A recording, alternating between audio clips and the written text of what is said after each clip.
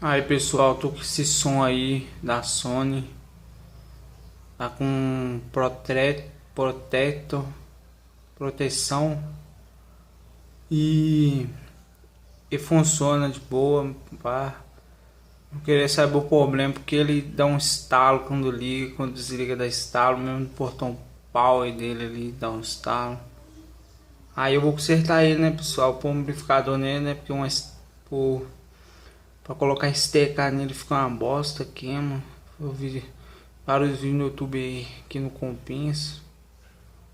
Vou usar um amplificador nele porque esse som aqui é bom, né?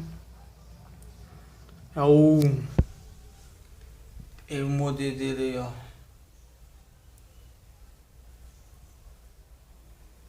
MHD MHC DX70. A câmera tá costuma focar. Merda, hein? Foca, câmera. É isso aí, pessoal. Filé conservadão. Bruto. Ouvi dizer que é bruto, hein?